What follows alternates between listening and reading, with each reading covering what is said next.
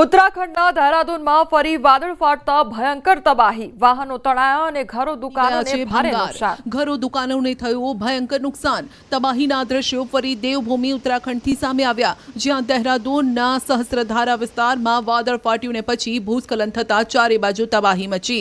તમસા નદીએ અહીં રૌદ્ર રૂપ ધારણ કર્યું. કેટલાય વાહન ચાલકો અચાનક આવેલા પૂરમાં ફસાઈ ગયા. પાણીના પ્રચંડ પ્રવાહના કારણે કેટલાય ઘર દુકાનો સહિતના બાંધકામ તણાઈ ગયા. પૂરના કારણે કેટલાય લોકો ફસાયા તો કેટલાક લાપતા છે.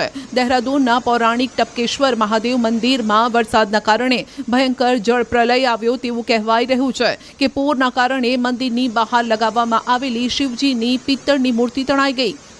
ઘટનાની જાણ થતાં રાજ્યના ડિઝાસ્ટર મેનેજમેન્ટની ટીમ, એનડીઆરએફ, એસડીઆરએફની ટીમ રાહત અને બચાવ માટે કાર્યમાં જોતરાઈ. ઉત્તરાખંડના મુખ્યમંત્રી પુષ્કરસિંહ ધામી પણ દોડી આવ્યા અને પ્રભાવિત વિસ્તારોનું નિરીક્ષણ કર્યું.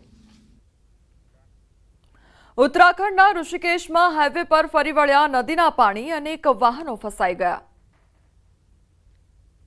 પાણીનો ધસમસતો પ્રવાહ અને પાણી વચ્ચે ફસાયેલો છે એક ટ્રક અને કાર. આ દ્રશ્યો ઋષિકેશના હાઈવેના છે, જ્યાં મોડી રાત્રે એટલો વરસાદ પડ્યો કે ચંદ્રભાગા નદીમાં પૂર આવ્યું. હાઈવે પૂરો પાણીમાં ગરકાવ થઈ ગયો અને હવે તે જ ખબર નથી પડી રહી કે આ હાઈવે છે કે નદી. હાઈવે પરથી વાહનો પસાર થઈ રહ્યા છે, તે પાણીનો પ્રવાહ અચાનક વધી જતા નદીમાં ફસાઈ ગયા. ટ્રક અને કારમાં સવાર 3 લોકો નદીના પાણીમાં ફસાયા, જેમની મદદ માટે એસડીઆરએફની ટીમ બોલાવવામાં આવી.